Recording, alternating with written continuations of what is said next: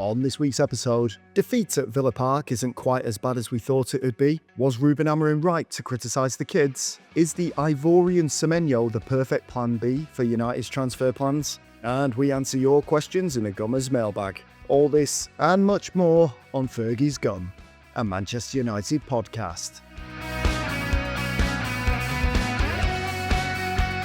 Hello and welcome to Fergie's Gum. My name's Nathan Irvine and I am joined by Ahmad Dohair is here. Hello, mate. What's up, guys? Yeah, all good, mate. And Mr. Paul Cropper with the light bouncing off his head, I must say. It is Yes. Yeah. it's more than usual. Have you greased it up?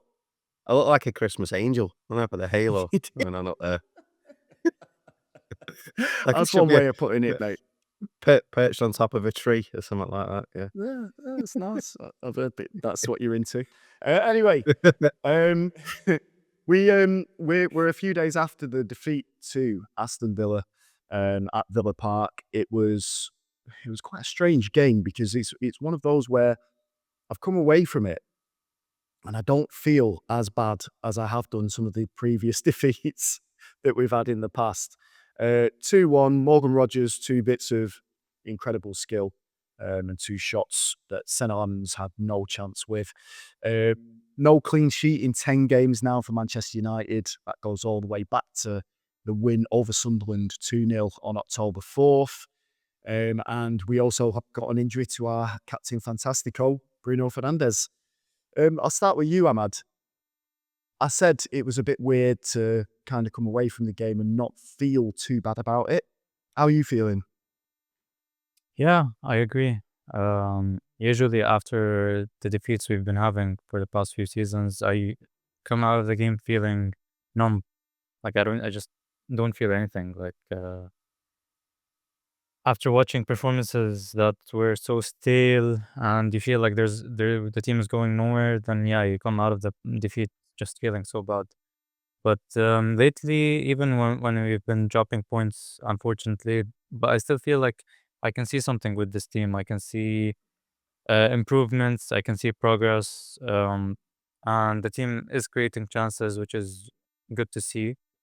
And yeah, against Villa, for example, we had good possession. We had good patterns of play. And for example, now I'm looking forward to watching the game on Friday against Newcastle. It's not like previous times when I'm like, I just don't want to watch. I'm not looking forward to the game. But I mean, it was up and down. Like you said, there were positives and negatives. But yeah, I don't feel that bad. Well, let's talk about the positives because United were the better team throughout. I think we can all agree on that. Ruben Amorim said as much after the game. I think Aston Villa were probably lucky to get out of that with anything because we had so many chances. They created 15 chances, 6 on target. And it was, again, one of those games where if we put those chances away after a lot of like really nice, intricate play, we're probably 2-3 goals up in that. It is something that seems to be a consistent pattern with Manchester United, doesn't it, Paul? Yeah, it does. Yeah, we've said it past 3-4 weeks. I mean, we take our chances. It's 2-0 up, 3-0 up, which is the way it's been. It's been a bit of a weird reaction to the game, hasn't it? Because normally, when like you say, when you lose from across the board, you've lost again. But everyone seems to be. It's almost as if we've won the game or got a point from it. Which is that because fans have dropped their expectations? Is that where we're at as a club now? We're just happy with a good performance. I'm not sure. You have to be happy with that because we've just outplayed one of. I think Carragher said it last night. One of the best teams in the league in form. We've gone to their place, outplayed them. You have to take your chances on it in this league. Sesko, Cunha with 2 with the header. I come away a bit more disappointed than most, I think. I mean, I know it's exciting football end to end, but I think if the opportunity is there, you can't just keep letting them go. Keep letting them. When is it going to kick in? No, we have to be clinical. We have to be. Sesko's coming up to speed in it. There was a lot of good things to talk about during the game, really. More good than bad, which is probably why we're all being a bit, yeah, okay, we can accept that. Don't like accepting defeat, though. Yeah. I think that's it. I think the lowering of expectations is kind of where all Manchester United fans are now. We obviously went to Villa Park I was confident that we'd get something out of it, possibly a point, and we definitely played like we should do as well. But I think it was just this. Some fans were probably thinking we could get beat here because they've been playing so well. You know, they've won their last 10, I think it is, and they're flying. But for 90 minutes or more, I thought Ruben Amorim got his tactics spot on. I thought the team played really well. I thought they knew what they was doing, but it always comes down to individual errors. And I think that was the issue. I think Dalot stops that cross for the second goal. Then we're not even talking about Morgan Rogers being in the box to score it in the first place. And I think if Lenny Yoro, and he does this thing that I hate as someone that plays football and that watches football. If I see a defender or a midfielder backpedaling and just creating space as the person's bearing down on the box, it drives me nuts. I would prefer a player not to dive in, but to just at least go and put some physical presence next to them to try and shove them off the ball than backpedaling, because you're just inviting a shot.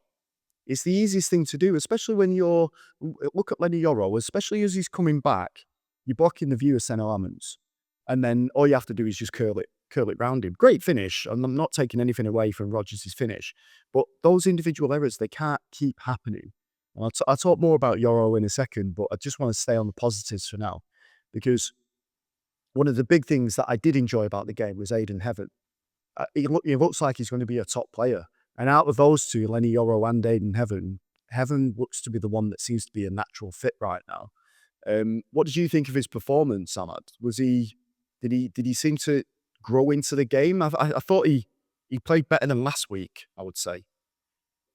Yeah, even from since last season, like Heaven, every time he plays, he shows that there is a lot of potential there. He has a lot of attributes that can shape a very good defender in the Premier League. He's very good on the ball. He's big. He's fast. And for example, against Villa, he had last minute tackles that were very good. So I do think he's uh, a player that can be a part of our defense going forward for years to come. I still do think that he shouldn't be playing centrally and centre back, but it's out of necessity, I think, because we have De Ligt and Maguire out. But I think if you play him with someone with more experience to guide him, to help him, yeah, I think there's a very good player in there. And you between him and Euro, for me, I still think Euro has huge potential. I think he's going to be world class. But at the moment, he just seems to be going through a rough patch. Do you think that's to do with the players around him? Because we might as well get into it with Yoro now. Do you think it's to do with the players around him? Because he looks like he's second guessing like what he's doing these days. He doesn't look to be as natural as he was when he burst onto the scene last year. And he also seems to be slipping over a lot. I'd question the football boots he's wearing, because every single game at the moment he seems to fall, and whenever he does that, whenever he has that slip, he seems to lose a bit of confidence. I don't know what it is. His demeanour just kind of changes, but it can't help playing with Davo and Dorgu on that side either. Well, Right. yeah, I was just going to say then, if you look at the players that are around him, Dalot, Ugarte, and the young Heaven, they're the ones that are surrounding him, aren't they? That's his help. That's his backup there. Those two goals don't happen if Casemiro's on the pitch. What he's done is he's shown him inside, and Ugarte hides. Ugarte doesn't come out and close the space that he's been shown into. So that's literally your job as a six, is to move over and help out these wide centre halves or the fullbacks, whichever way it goes. Your job as a six, if you're shown inside, I've got to get across and close that gap now. Ugarte doesn't do it. Ugarte's confidence is shot to bits. Not the only one in this team, like you say, Yoro's another one there. But I think Yoro's thinking, oh, I'm showing him inside, I'm all right here, I'm doing the right thing. You can't show players with that kind of quality on.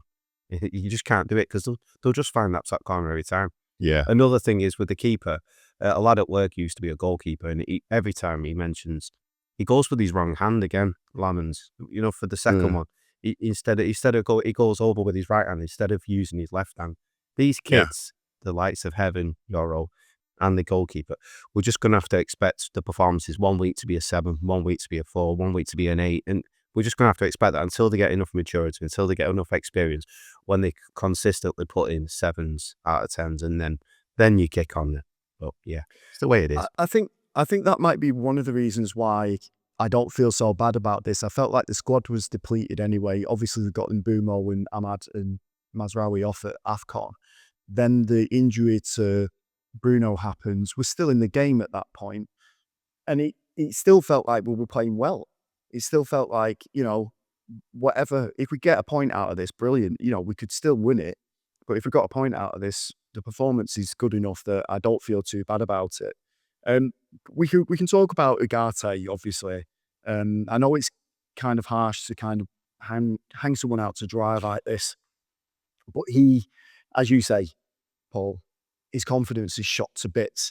I think on a very basic level, he's incapable of doing the things that Amorim needs in that position as a 6. He can't play forward passes. He's not very good at it, like just short passes and cutting the lines of the defence.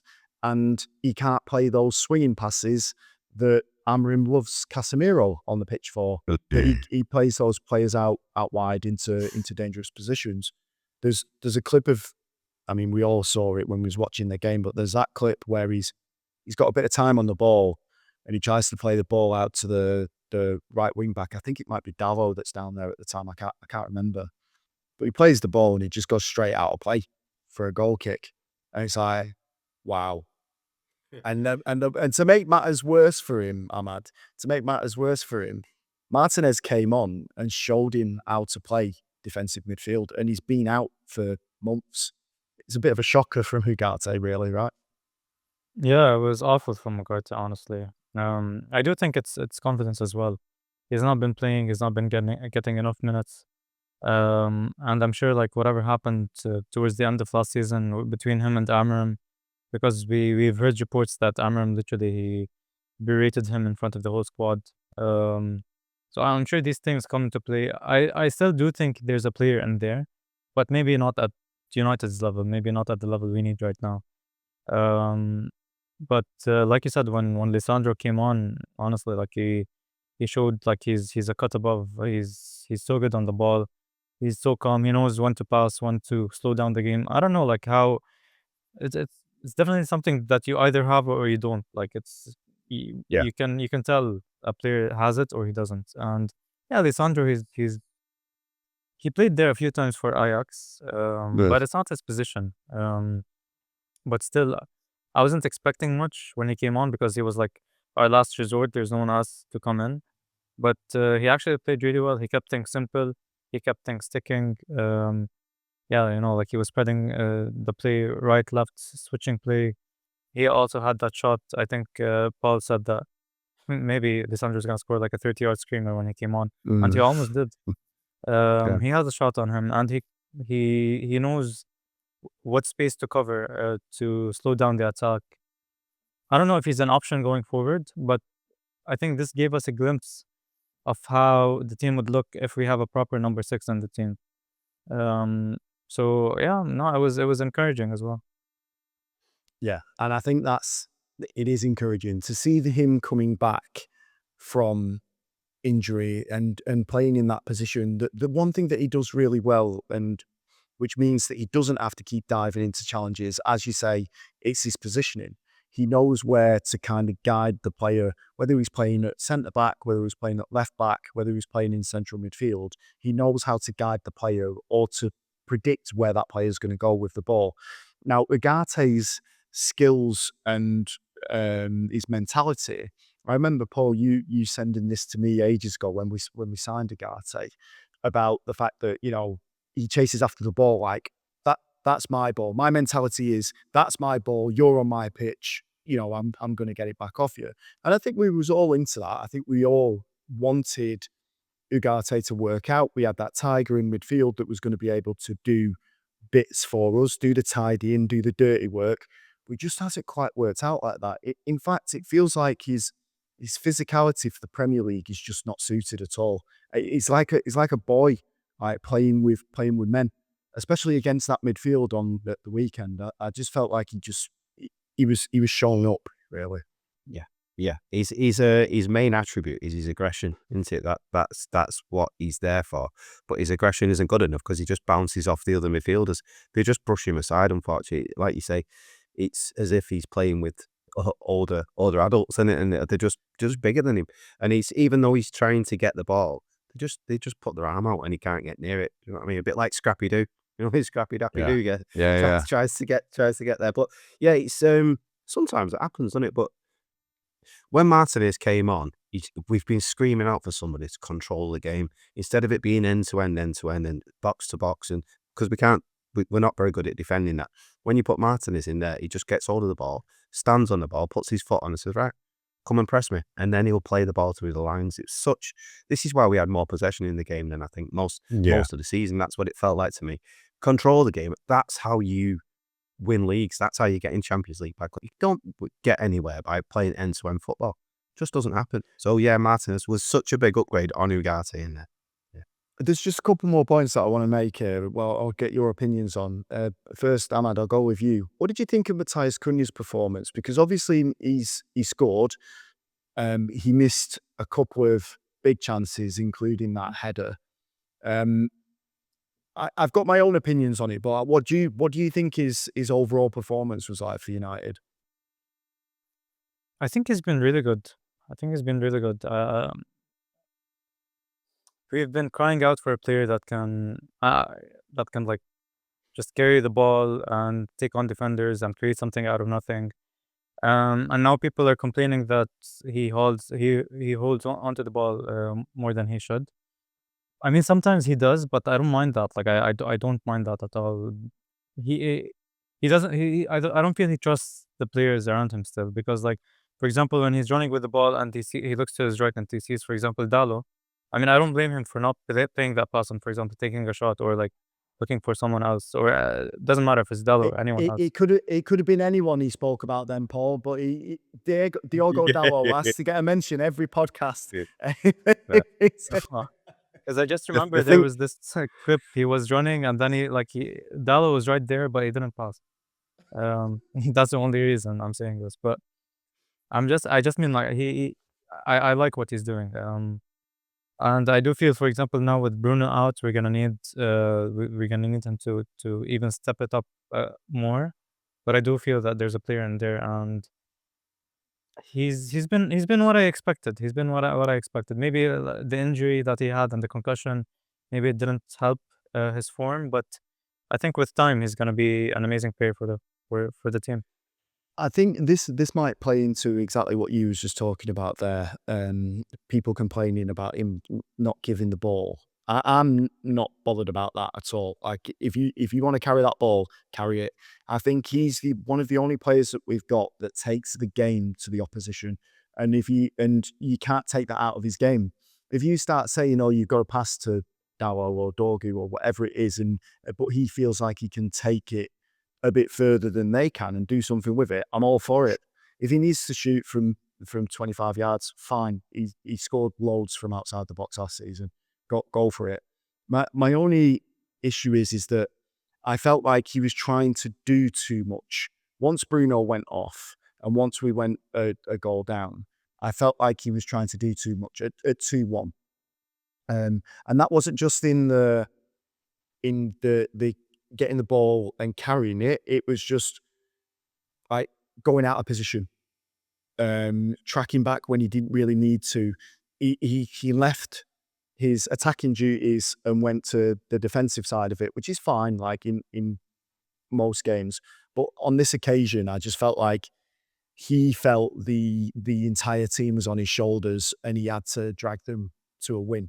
And I'll take that over someone just hiding every single day. But I don't know. How did you feel about Cunha against Villa, Paul?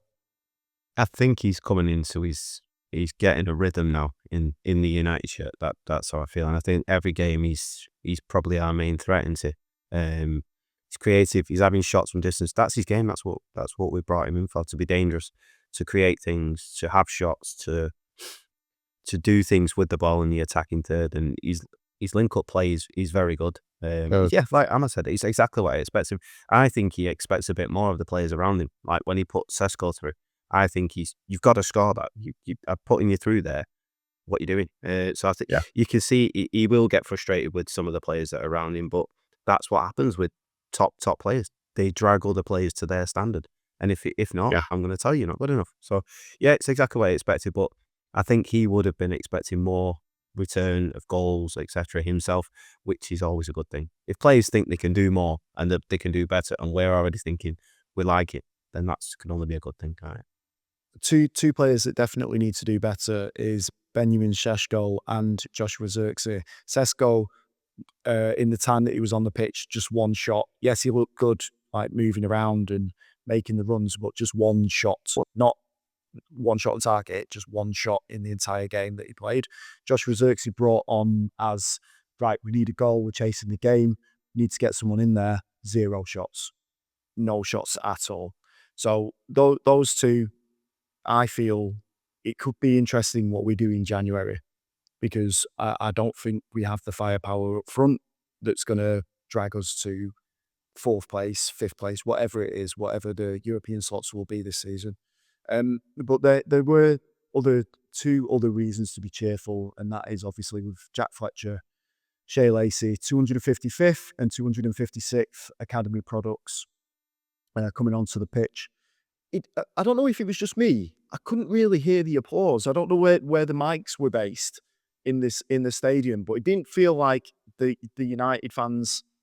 I couldn't see them. I couldn't hear them on the TV. It didn't feel like a rapturous applause. Was it just me on the broadcast that I was watching, or did anyone else hear it? Because that felt quite subdued to me. I had no sound on where I was watching it. They had a live singer on. What a ridiculous timing. You can't mix those two things. It's either outrageous football. behaviour. It's either football or live music. You pick one. All right. Well, Can't have the both. girls went to the Christmas markets and left me to watch the match. So yeah, there was no sound on, so I can't comment really, mate. Fair enough. Anyway, regardless of whether there was applause or not, it was nice to see them on the pitch, and I think Ruben Amorim was going to have to dip into the well of that for the rest of the season to try and get a few of these boys into the team.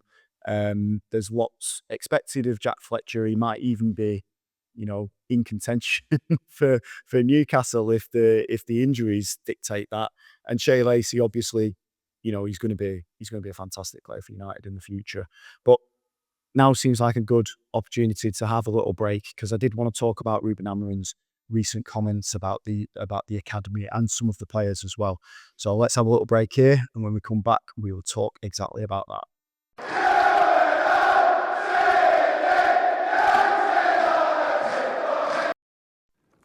I think it's the feeling, a little bit the feeling of entitlement that we have in our club. And sometimes strong words is not bad words. Sometimes difficult moments is not the bad things for the kids. We don't need to be always with accolades in everything, in every situation. We are not helping. That's why you guys talk about a lot of players nowadays that they speak and they go against the clubs and everything happened because they feel entitlement. And then you have legends of the club saying that if you don't play, leave because everyone is wrong. No, let's think about, let's stay, let's fight, let's overcome. Maybe the manager is wrong. So I have that feeling all the time that we need to fight against this feeling. So that's obviously Ruben Amorim there commenting on the academy players. I think there was a little bit of, we didn't talk about this in the last podcast, but there was obviously a little bit of a problem with, was it Harry Amas, Chido Obi, and Toby Collier? Did we actually talk about it? I can't remember if we did cover it on the last podcast or not. Yeah. But there seems to be still something between him and these academy players. So without me teeing things up and making suggestions for you, what did you think, Paul, of those comments when you heard them from him? I completely agreed with him. Thought it was brilliant. Thought it was refreshing for him to come out and try and he's saying things without naming people or actually coming out and saying exactly what the issue is. But I think, he did name those three that was out on loan. Well, which he did the week before, odd. but Yeah, what we said last week was, I think he named those 3 years to say, look, you're expecting me to put these kids in, because people kept asking about why you're not playing the kids, why you're not playing the kids, and he basically said, well, they're not ready. Look at them, they're out on loan and they're already struggling. But what it comes down to is there's this generational thing of, oh, I'm not playing, oh, well, I'm going to sulk her. And what he's saying there is, no, come out and show me why you should be playing every day. Every day you've got to come in here and show me why I've got to pick you. And that's a thing of, you see it with kids nowadays. They just sulk when they don't get their own way. That's not how you drag a team. That's not how you build a club, because in training you have to work and you have to get better and get better. And then that makes other players better, and you're battling against each other every single day. You don't just get what you want in life. You don't get praise every day in your life. And that's what I think he's saying is, all right, you might be grafting in training. We don't have to praise you every single day for it. We don't have to do. That's what's expected of you, is graft. To get into a Manchester United team, you have to earn it every single day. And when you don't get what you want, well, sometimes that's life. You don't get what you want every time. Come and show me. And if, like he did say, if you've got a problem, come and talk to me. And he'd probably love that. He'd probably love one of them kids to knock on his door and say, look, I think I'm grafting. I deserve a chance. Put me in a team and I'll show you. And that's what he's saying. Come and tell me and I'm going to show you. But that's not what kids do nowadays. They post things on social media. They have little jibes behind your back. They talk about it between each other. Instead of being confrontational about things, they have little snide ways about them. And that's what we saw when they posted things online. Quickly got taken down, didn't it? Probably because they got a bit of advice, what you doing. Yeah, I loved it. I thought it was refreshing to see from Manchester United. That's how you get respect from your players. Now, I'll come on to you, Ahmad, in a second to find out how you felt about it. But the one thing I did want to say is that comment about my door is always open, the players never come knock on my door and ask and take this issue up with me.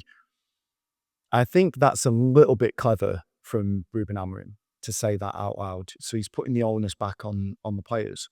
But I've heard through professional players that are connected to that squad that he is not approachable at all. He is the opposite of approachable. So when he tells the media, I've told them, they could come and knock on my door, but I've never seen any of them. No, he doesn't do that at all. So that's not, I'm trying not to be ITK, but he is not like that at all. And he has no connection with them. And by his own admission, he's said this before, he has that distance between him and the players. So to say, oh, come and knock on my door, we'll have a chat. I'm not buying that. Paul, you've got a big smirk on your face. You got something to say about it. First thing that struck me then was Sir Alex approachable? Was he someone that you think, right, I'm going to go and tell him I want to be in the team? He'd have loved it. Sir Alex would have. It's one of them kids like Nicky Butt or someone knocks on his door. Paul goes, I think I deserve it. He'd have loved that. No, maybe he's not approachable. Maybe he'd say, get out.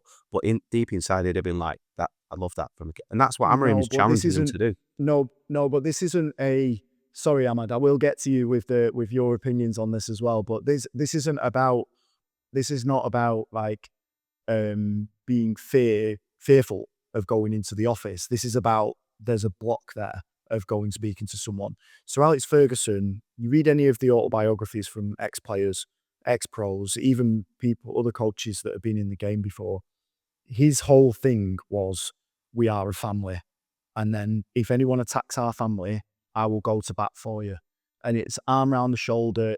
And you are part of the family. As soon as someone starts to step outside of that, the arm around the shoulder, and you think you're Billy Big Balls, like, you're out. He did it with Beckham, did it with Stam, did it with Roy Keane.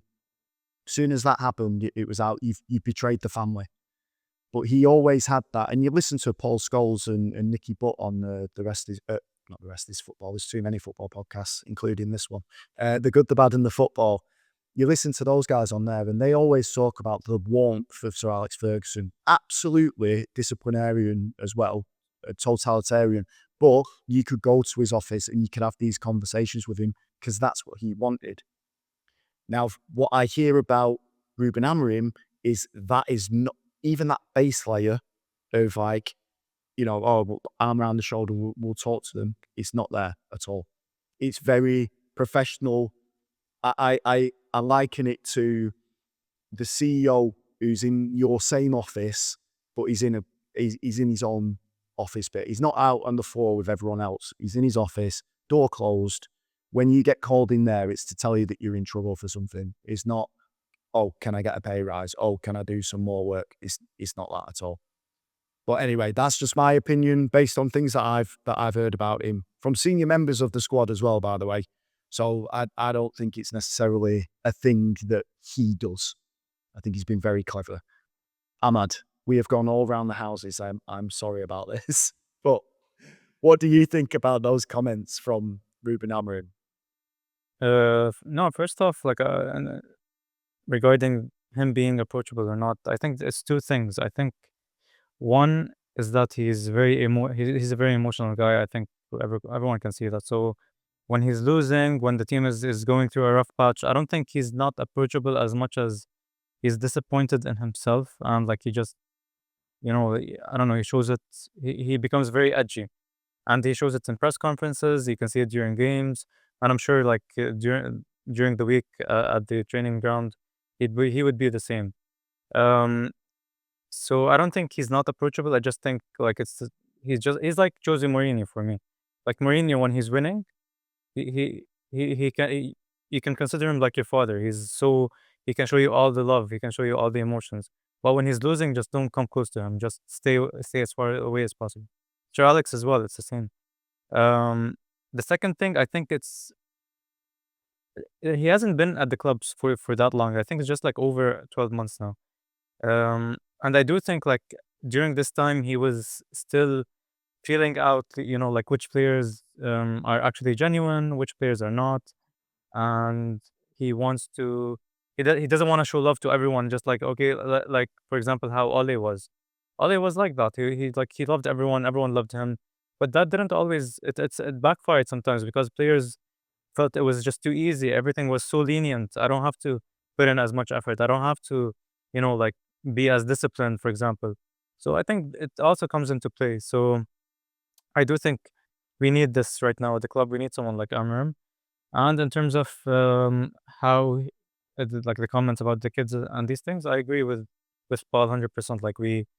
I loved it, and I do think it's the way to go because, I mean, you're still 16, 17, 18, and for example, even what surprises me is that players that got their debut from Amorim, like Chido, like Harry Amas, he's the one who gave you your debut. This guy, if you ever go on to have a good career in the coming years, he's the guy that you owe this to because he's the one who gave you your debut.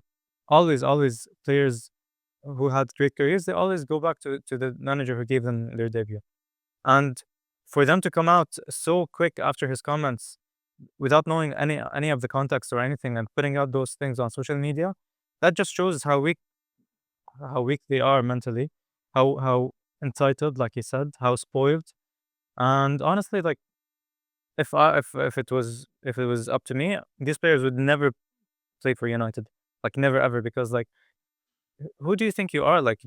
You're at United and you played for United. It's not like you played at Watford or you played for Birmingham or whatever.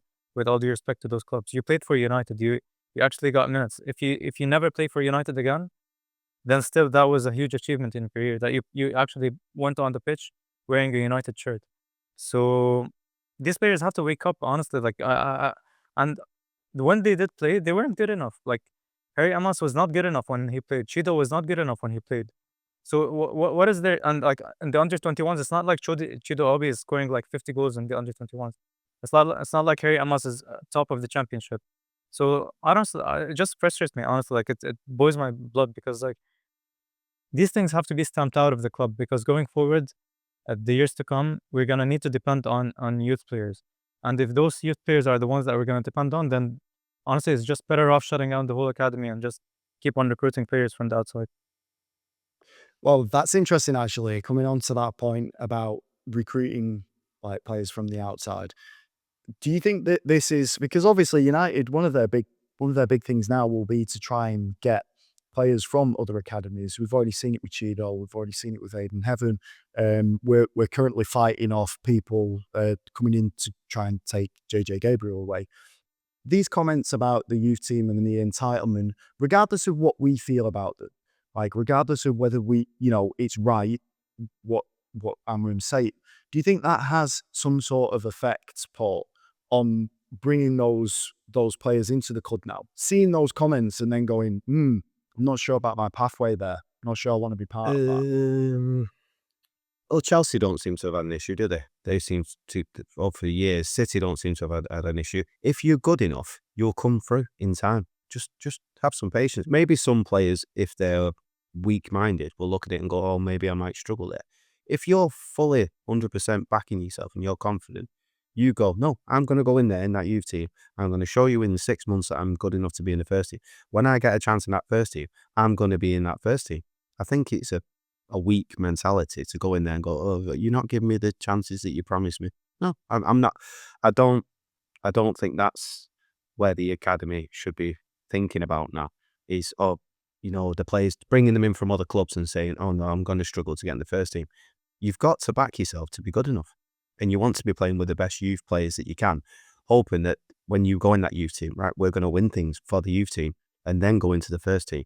So no, I don't think these young players should be looking at it and go, no, I'm not going to United because they're going to struggle to get in the first team. Back yourself and show the manager that you deserve to be in there.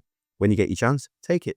Can we safely say any of these kids that have, including Cobby in this, when they've been given the chance, have took the chance? I can't think any. Hey, Aiden Heaven has done, I presume. He's gone in there, took his chance. And then you're going to say, well, when Delic comes back, well, you're back on the bench. You can't just drop Heaven after his performance at the weekend. That's what you have to do week in, week out. It's what Ryan Giggs did. It's what Wayne Rooney did. It's what Cristiano Ronaldo did. They performed every week in training, got the chance, and then you can't get them out of the team. That's what football does. I think the other thing as well is that he's clearly challenging not just the youth team players or the academy players, but he's challenging the first team players as well. Like if you think about where Toby Collier was last season or the season before, I think it was. I think I'll have to double check on this, but there was a period where Casemiro was on the bench and Collier was the player that was in the team. I think it was when Ruben first came in. And look at how different that is now. He challenged Casemiro. If you're not doing it, you're on the bench and I'll play this lad in front of you, whether he's good enough or not. Collier's now at West Brom, although I think he's at Carrington recovering from an injury right now. Okay. So I think he's still back in the United house. And then Casemiro is now first choice midfielder for United. So I do think, regardless of what he does behind the scenes, I think he's fair, and I think you do have to play your way into the team, and that's how it should be at any professional sports team. You can't just be going in. The only one that you don't go in on merit alone is F1, because as long as you've got someone that can pay your entry, you'll be able to go and have a drive in one of the fastest cars on the planet. As long as you've got millions in the bank, you're all right to do it. Football's not like that. There's so many kids that are fighting for 11 spots in a professional football team. It's unreal. So I'm inclined to agree that, putting this challenge out is right. I think some fans are a bit annoyed that he did name check, those players. But I think he was using it as an example rather than these players are rubbish. He was just using it as like, look, these are where these players are right now. This is what we have to do. So I think it is fair to basically say that. But I'm still not buying that he's approachable and that people can go and talk to him whenever he wants. Because if I was like one of the midfielders now, maybe Jack Fletcher, maybe Sekou Kone, any of those guys, and I've seen that Bruno's injured and that Cobby's injured, I'd be knocking on his door and going, right, well, I can do it. Let me in and I'll prove myself. Yeah, the chance is there now for them, isn't it? And this is what you do. You get your chance. You take your chance. Well, you can't get me out of the team now. And that's the challenge laid down to them. And that's the way it should be, Nathan. Yeah. Some of these players, 2 in 10, are going to be good enough to play for Manchester United at the top level. just accept that. So you can't just throw them all in and go, oh yeah, Sekou Kone is definitely going to be in the United team for the next 10 years. Chido Obi's definitely going to be our striker for the next 10 years. Might not work out that way. Some fans think just because they're brilliant on FIFA and in their game and stuff like that, they come through, oh, he scored 30 goals of it. Some fans think, oh, he's going to be brilliant for United. That's not the way it works out. Sometimes it just doesn't happen. The attitude of the player, the abilities, the strength, sometimes it just doesn't work out, and you can only dip them in. Let's see if they take the chance. Right, you're in the team now, and that's the way it's got to be in football. Yeah.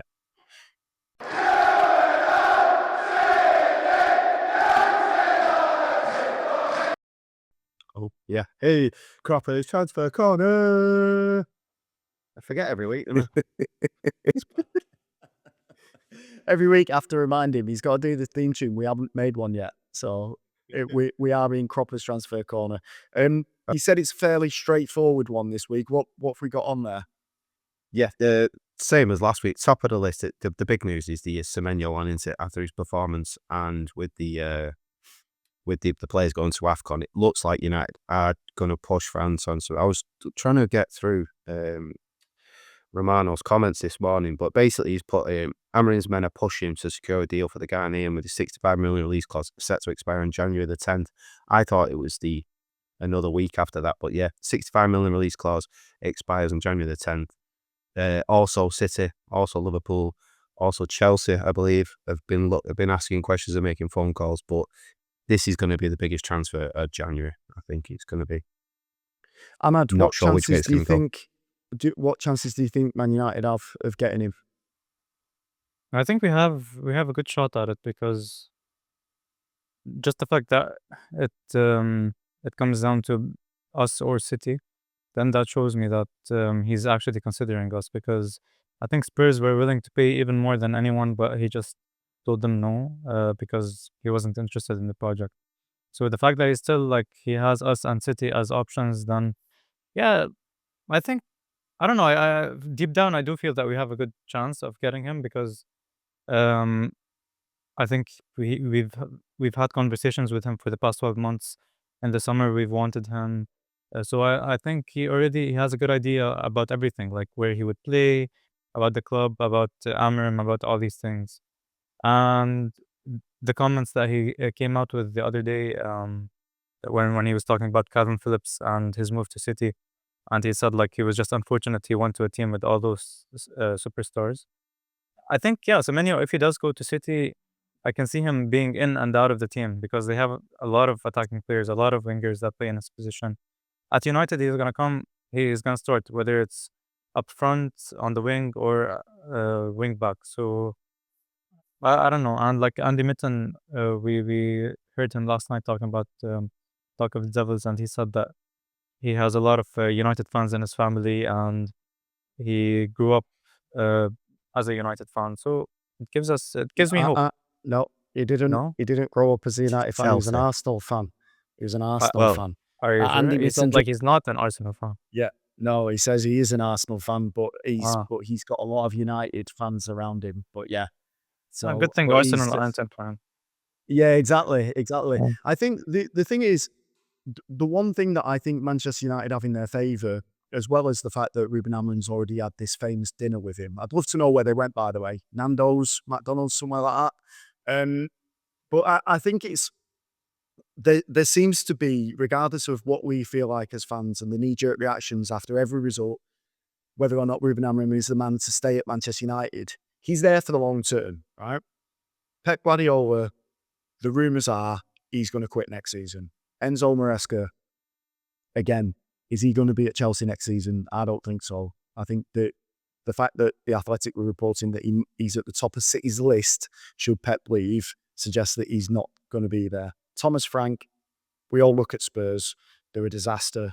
We don't know if he's still going to be there. So when you look at the stability of a team that Semenyo could potentially go into, and this sounds crackers, but he's going to Manchester United where the coach is going to be staying. There's a structure that he's going to be implemented into, and it's not going to be, oh, is he going to play? Is he not going to play under this manager? It is. You're coming in. You're going to play here. Do you want it or not? So I think that's where it'll be for Semenyo, and hopefully we get it across the line. What else have we got, Cropper? Yeah, I just wanted to say on that point there, it's it seems to be when the club get to sell their project to players, it seems to work in our favour. The likes of Cunha, Bumo, Sesko, because they all had other options, didn't they? Probably better options at the time than United. So when Ineos or the manager, whoever it is, he's presenting, might be Wilcox, presenting this project to them, it seems to win them over. So hopefully that's in our favour as well. So yeah. We just really want that one done, lads, don't, because he's perfect for us. The next one is, I think we slightly touched on it last week, was Portugal international Ruben Neves, 28-year-old, yeah, not 32, has rejected 32. yeah, 32-year-old, has rejected a new contract at Saudi Pro League side Al Hilal and wants to return to Europe, with Manchester United a possible destination for the former Wolves midfielder. Rumoured price tag of £20 million. His £410,000 per week wages may be a stumbling block. Newcastle also showing an interest. So yeah, he's going to have to half them wages for me. Yeah, well, maybe even a third of them. He's not getting that salary back there. And I think any player that goes out to the Saudi Pro League knows that when they move on from there, the accounts are going to take a hit on it, unfortunately. But Ruben Neves, Ahmad, I'll put this to you. He's a great player. He was really good in the Premier League when he was at Wolves. Could a spell out in the SPL where it's not exactly great football that's being played there have affected him? Would he still be able to do a job for Manchester United? And is he worth the £20 million risk? I don't think it necessarily affects him being out in the SPL, because we've seen players go there and still perform, for example, at international level. Ruben Neves is an example. N'Golo Kante as well. Like, I think he's in contention to start for France in the World Cup, even though he's been in the SPL for the past 2 seasons or even 3 seasons. So I don't think it's not as bad of a league as people maybe would think. It is physical. It is fast. You are playing against players who have been big players in the past. So, and he's still young. So I don't know. I don't think, maybe it would take him a while to get back into the rhythm. But still, like, for 15, 20 million, I would take him. I would take the punt. Yeah, but definitely not for those wages. Like you said, he would have to take a huge pay cut, not even half. But my concern with this deal is that I'm not sure how, like, Ruben Neves has never been the player to get around the pitch. He's a good player to control the play. He's good on the ball. He just, like, simple passes, long passes, he can do that. But our issue is with legs. We don't have enough legs in midfield. And does he solve that issue? I'm not sure. But with Bruno being out, Casemiro not playing every game, maybe he's a good option to have. And going forward as well, next season, the seasons after, he's a good squad player to have in terms of his leadership and his experience. Whether United could sell that project to him as you might not be a starter for next season. I have my doubts about that. I think he's a great player, but I think if you're looking at, as you mentioned there, Ahmad, if you're looking at a player that's going to control the play and dictate the play in the way that he can, surely that's got to be Elliot Anderson in the summer, which again, if you're moving there, and you've got to be aware of that. If Elliot Anderson comes in, I'm going to be even further down the pecking order. But 20 million, I don't hate it. I'm just not sure where they'd actually play him. Cropper, what else have we got? We have another lad that we spoke about. So there all seems to be very similar to last week. Was the Liverpool, Manchester United are among a number of top clubs interested in Lille's 18-year-old generational talent, French midfielder Ayoub Bouadi. It looks like he's 18-year-old, made an impression in short career flat. United may move fast to win the race. This one won't go away for some reason. It's everywhere where I was looking for stories. People saying there's actually who's it? Como Scout says he's one of the most highly rated midfielders in Europe, describes the elite level. Ben Mattison comes on there, and he seems to be saying, well, there's a bit that I read, why he would be better signing for United than Semenyo. A lot of people highly recommending the lad. Just, he seems to be the one that's going to come through and be a superstar. That's what a lot of these scouts are saying about him. So it's a lot of money. But do you know, when all these top clubs are looking at a player and they're all interested, and he's going to get to pick, and they normally go to Real Madrid, don't they? Let's be honest, these kids. So that's another one that everywhere I looked, it was there. So yeah, go and have a look at him. And I'm not convinced that's not a winter window for me. That kind of signing. He's a friend of Lenny Yoro, right? I think believe they so. played in the same team together. So he is one example that didn't go to Real Madrid when all the clubs were looking at him. So maybe he's been tapping him up on WhatsApp and telling him to go to Old Trafford. Any more on there? A 20-year-old starlet, Marco Palestra, is excelling on loan at Calgary. It's proven to be much more than a standard right back, combining high tactical intelligence with physical dominance. Despite being in early stages of his career, mature performance of the pitch already driven his market value to 40 million. Manchester United said to be looking at the fullback position, and comes highly recommended. So he's a product of the Bergamo Youth Academy. So apparently Marco Palestra is a fullback to be looking at. Ahmad, we need players that can come in and do a job, don't we? I like the idea of these young players coming in, but if we're making purchases in January, surely the priority has to be players that can come in and hit the ground running. Yeah, 100%. It's always good to keep tabs on those younger players that have potential. But right now we're desperately in need of players that can come in, like you said, and have an immediate impact. For example, Semenyo would be an amazing example of that. Andrew Benavis. We just have to we have to get bodies in there that can actually do a job, not someone that you can still wait for them to bed in, get into the rhythm of the Premier League and these things. We need to have someone that, for example, if you get Semenyo on January 1st, you can play him against Leeds on January 4th, because that's what we need, honestly. Let's see. January is always a tough one, though. We never seem to do anything in January, but things could change this time. Have we got any outs there, Paul? Few outs, yep. That was all the ins, really. It looks like with the ins, I think it's gonna be Semenyo, and that if we don't get him, that'll be it. I think they'll just leave it until the summer. There's another name that's he's being touted as the Ivorian, and Antoine Semenyo is a winger at RB Leipzig, Jan Diamande, 19. If you go and look at his highlight reel, he's like exactly like Semenyo, exactly like him. He's both-footed. He's very powerful running forwards, and his finishing is very similar, low and hard into the corners. He would be probably the cut price Antoine Semenyo. He might even be on the pecking order, second on the list. If Semenyo goes to City or goes somewhere else, then they could buy the player like a cheap Chinese copy.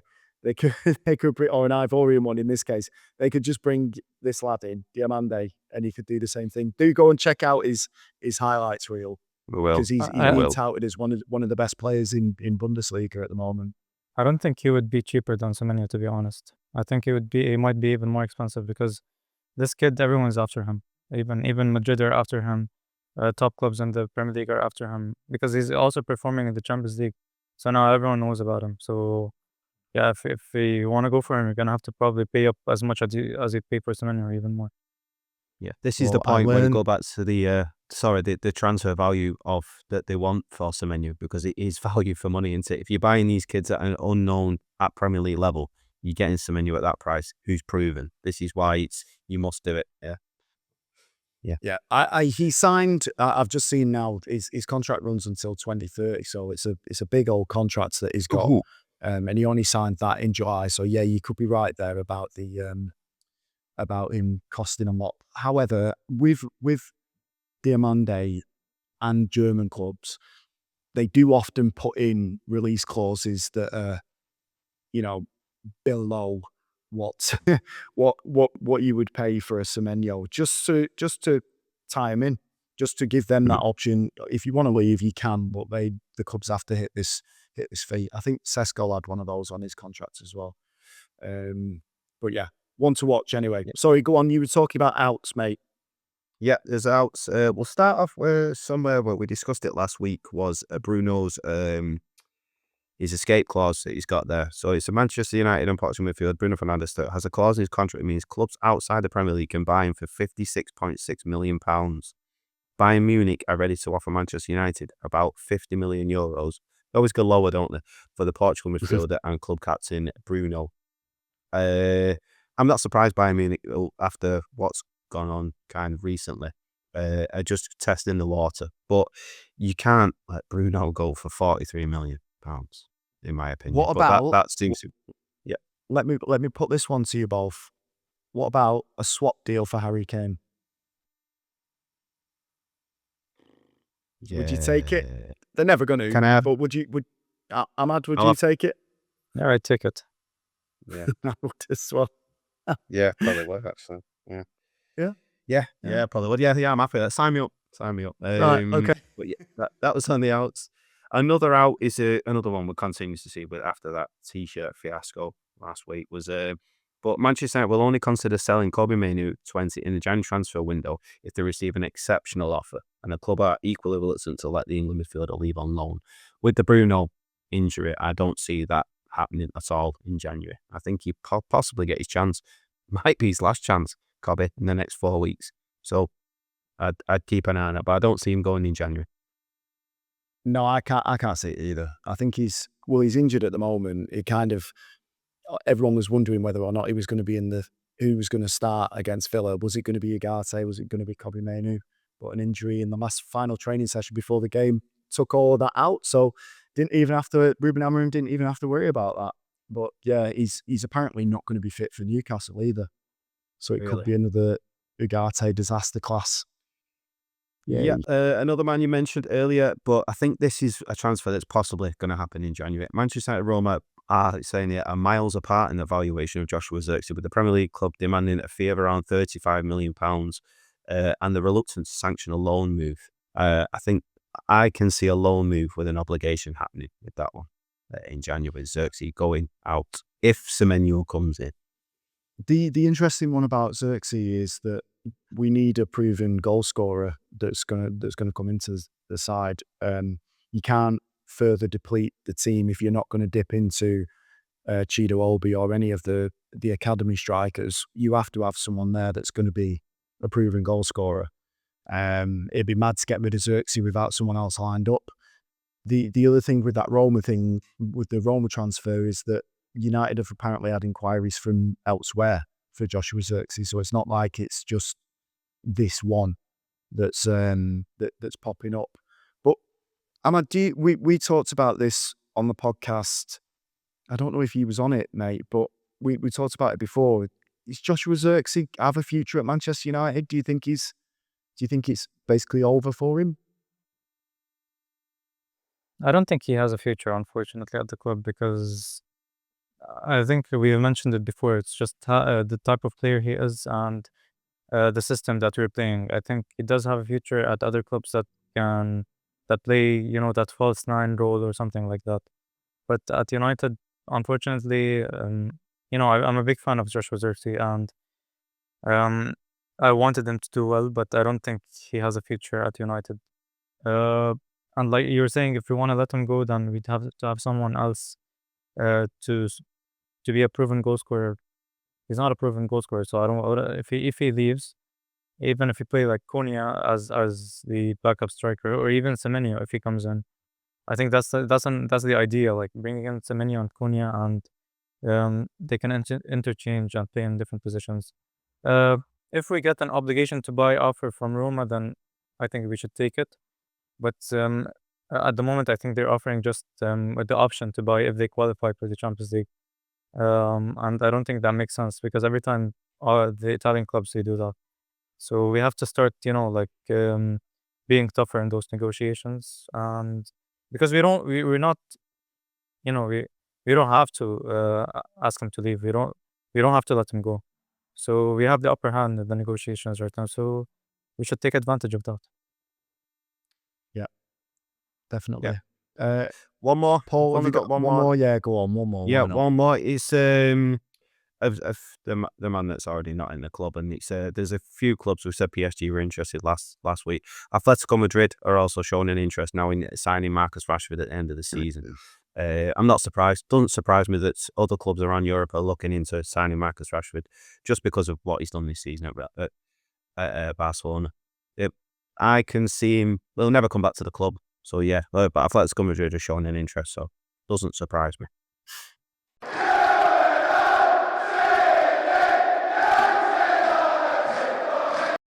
So next up for Manchester United is Newcastle United at home at Old Trafford. Boxing Day at 8 o'clock UK time. Yep. Midnight here in Dubai.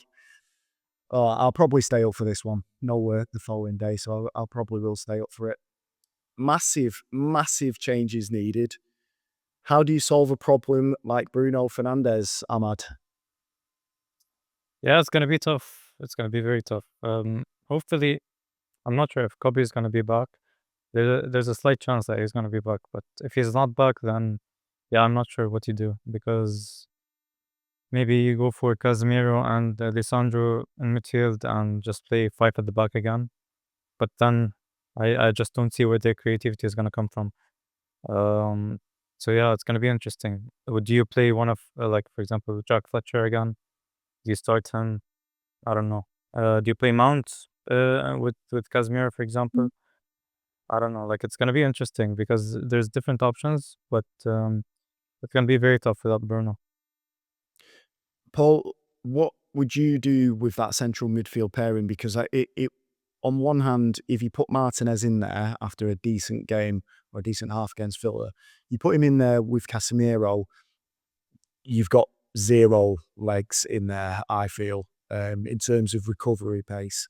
And that's something that's always plagued us this season. How would you line up with the midfield? Ahmad obviously mentioned that Mount could play in there. Is that an option for you, or are you thinking something different? I don't mind Mason Mount in there, to be honest with you, but I don't think he's physically commanding enough to play in the 6. After the performance that Martinez put in when he came on, you know when I mentioned earlier about taking your chance? That's how you do it. That you come in and say, "No, you're not getting me out of this team. You're not getting me out of this team anymore. I'm here and I'm staying."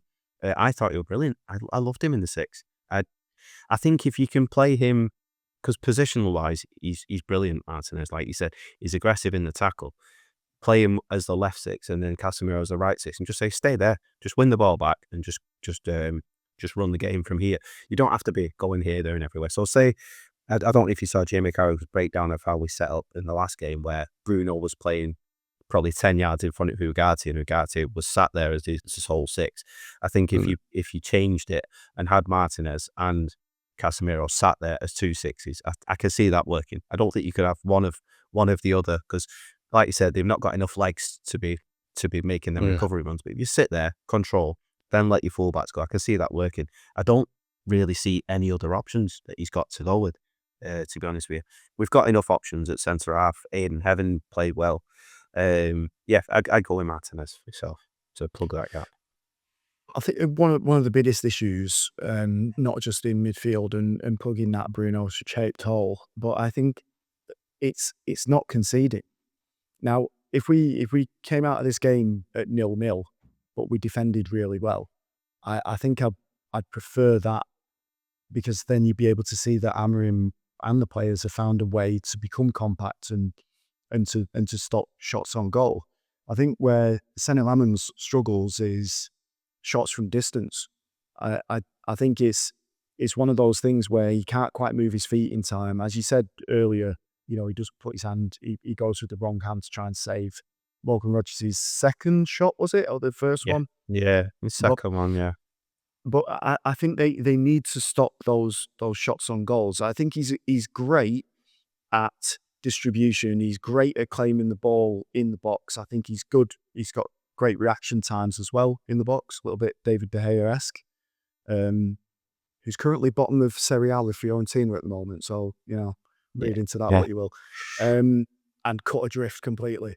And I think they honestly need to work on a way where they stop Newcastle and opponents, future opponents, from getting near their box or taking shots from distance, because until they do that, we're always going to concede.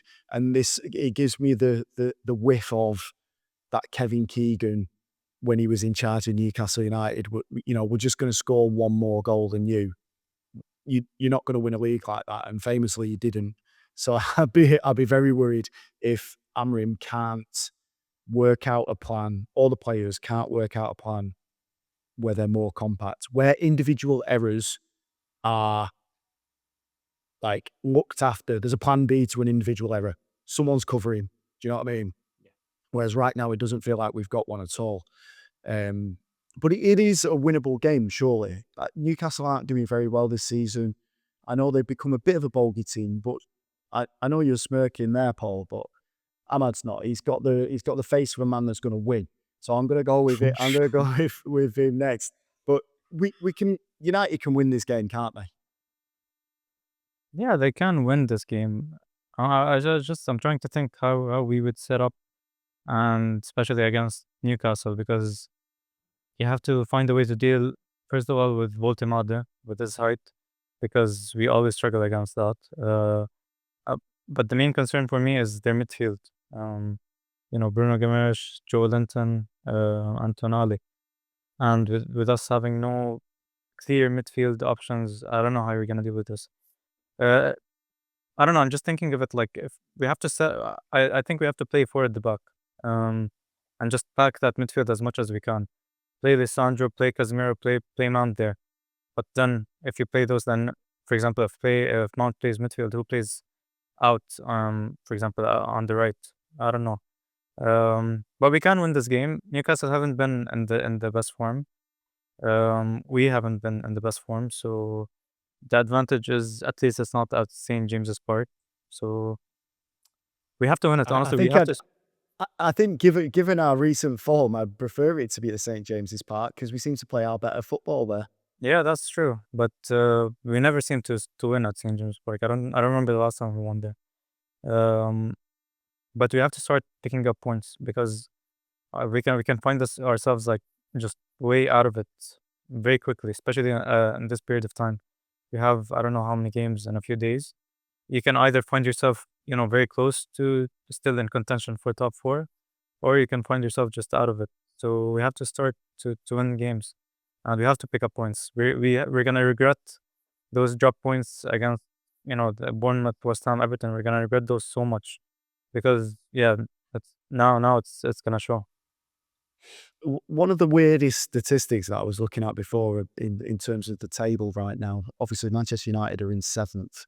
They are one win. If results go our way at the weekend or at the on Boxing Day, if one win, if we beat Newcastle, we can go up to 4th. But one loss and a big goal swing, so that's another thing as well, we could go down to 13th. Like, that's how weird the Premier League table is right now. That everyone is like either near the top or near the bottom. There doesn't seem to be any in between. That you're either Wolves or Arsenal and City and Villa. That's it. And then everyone that's below then is just, they're vying for those spots. So I do think it's a game that Manchester United could win. I do share your fears, Ahmad, about that midfield. It does look like we could get overrun. But the issue, I mean, that's just football, isn't it? Amorim has to find a way to defeat this team. And for 90 minutes plus against Aston Villa, it looked like we were going to, against all odds. And they made their midfield look completely ordinary as well. Tielemans, Camara, Onana, they made them look ordinary, even with Martinez and who was it that was alongside him in midfield? Ugarte. Yeah. So, you just never know what's going to happen. So anyway, let's get the score predictions then. Paul, what are you saying? Newcastle United. 2-2. I just wanted to say that Desmond. on Desmond. Yeah, I love it. Goals.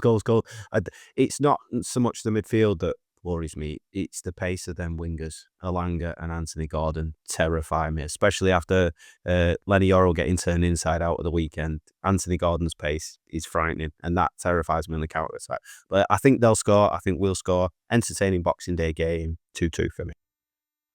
Ahmad? I'll go for 3-1 United. Why not? Oh, nice. I like it. Yeah, why not? I like it. I was going to say Desmond, but now I'm going with. I'll go 1-1. I think it'll be a draw. It might even be higher scoring than that. It might be a 3 or 4 or madness. Yeah. But You see goals, you can't just you? never know. Yeah, I think there's definitely goals in it. FPL pick this week, a bit more difficult with Bruno being out. Ahmad? Corneo. I'll go for Corneo. Okay, the man in form right now. Paul? Yeah, I was going to say Cunha. I think he's our standout performer, especially when Bruno's not there. And in Boom also, yeah. I'll go Cunha as well. Fair enough. I was going to go Seshko. I feel like he's due a goal. Yeah. I feel like he's due a goal. And not many people have bought him. So, yeah, could be an interesting one there.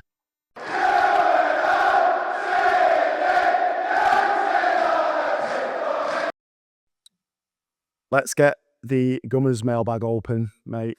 Oh, What yes. have you got for us today? I've only got one today from Dino, but I kind of give it a little bit of a heads up, didn't I? In the chat. Where is he now? You did. You did. Just because I thought it was a good question. I thought it might be a bit better if we had a little bit. So Dino's question is, ignoring the January transfer window, I'm saying we bought Semenyo in this scenario, by the way.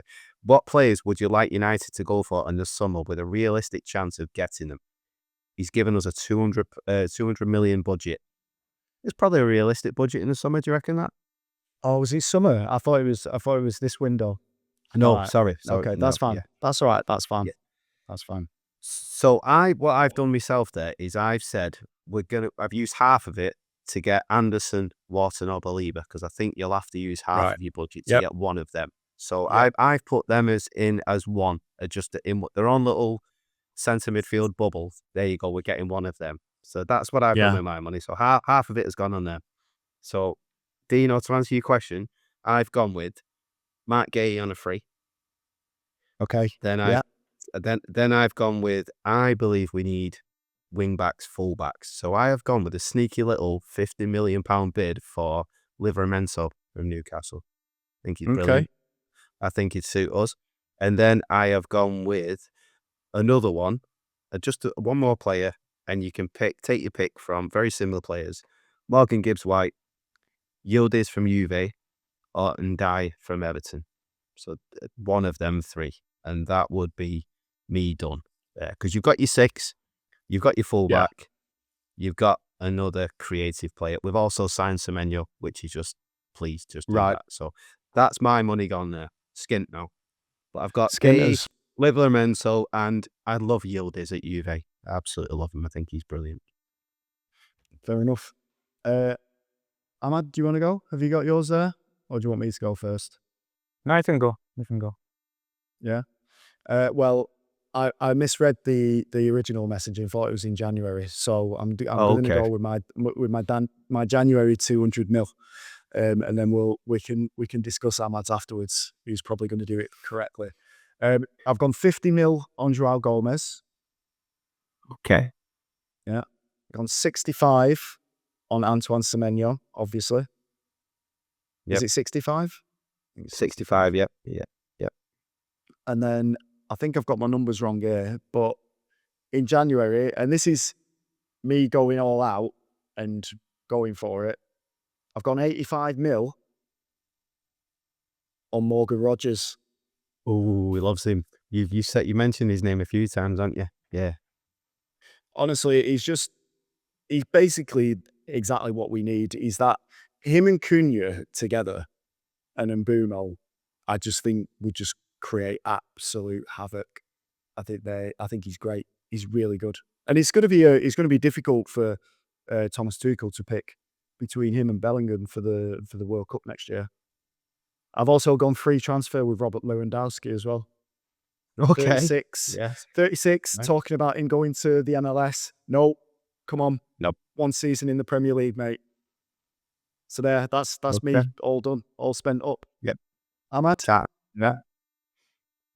In the summer, yeah, if we get Semenyo now, like considering Semenyo is already at the club, I would go 80 million for Adam Wharton, 70 million for Carlos Baleba, so that's 150. Honestly, I Okay. think we need both because Gone to. Bruno's gonna leave, Casemiro's gonna leave, so we need proper midfielders in the club, and then you'd have 50 million. I was thinking along Paul's line, Mark Guay on a free transfer, Mhm. and 50 million. Then you have to go for a striker. Maybe not the whole 50 million on the striker. Just get, I don't know, Mateta. I don't know where Mateta's gonna go. I don't know if it's gonna be a free transfer. I'm not sure, but I would get Mateta in and then spend the rest of the money on some, unknown player that can play wing back. Just use your scouting system. Just So you, find you've some. still Well, got were you- Dallo were in you your see- in your team there, were- haven't you, Ahmad? No, not really. You've not replaced No, you've not not really. replaced him yet, have you? There. The wing back is the replacement for the. In this scenario, we're using your scouting system, though, Ahmad. So, so we need a £50 million player that would come in. What about who you mentioned before, the lad from Nottingham Forest? wing Hudson back? Odoi? Yeah, maybe. That's Yeah. another. Yeah. Hudson Odoi. Do you know it? Interestingly enough, looking when I did this question, is I said the same as you. I said we need to get a striker in. We need to, with the money I've got left over, I'm going to go and get a striker. When you look at the list of strikers Yeah. around Europe, it's awful. It's absolutely Yep. terrible. Especially, I think I put in top 50 strikers in Europe, and I'm going, I wouldn't sign any of them. I think there was Mateta who I looked at. When you said Lewandowski, that's what you're looking at, players that 35 plus, and you're thinking, well, maybe we could get them in for a season. There's nothing around Europe for a number 9. Nothing. Look, Well, we're lucky we've got Sesko. There's talk of Harry Kane potentially leaving after this season and going back to the Premier League because he wants that record. He's close to it, and I think a couple of seasons and he'll break it. I would still take him now. I would still take him now, and I think 50 million might get him next season. Well, But my it's just whether or thought not you'd process want to do was, it. my thought process was I was looking at players and thinking Sesko needs someone to learn from. We need someone who's got Premier League experience and who's going to teach these players how to play the forward. Harry Kane fits the bill. He did before he went to Munich. Fits the bill perfectly now. Imagine Harry Kane dropping in the 9, and then you've got Semenyo and Mbeumo making those runs past him with Cunha linking up. Yeah, it would be frightening. But See, he wishful scored? I thinking, think isn't it? Harry Kane scored 100 goals this calendar year. It's got something crazy, Annie. Something crazy. I don't know if it's 100 Madness. goals, but that sounds ridiculous. But yeah, I know he made some milestone at the weekend anyway with his goal. But yeah. Let's check that fact. Harry Kane, 2025 goals. While you're Open the Googling that, highlight reel. the strikers I were looking at were like Mateta, I put easy one, Kane. And then it was like Evan Nielsen, Thiago from Brentford, and even Evan Bergerson I was looking at. And you're looking at players like that, you're thinking, yeah, really? Is that the strikers around Europe they're going to have to look at? It's 100 goal contributions, so that's assists as well in 78 games, which is a madness anyway. It's still ridiculous, isn't it? You know? It is. We've got one more from the Gunners Mailbag. It's not quite a question, but it is from my brother Aaron and your gym buddy, or one long time gym buddy.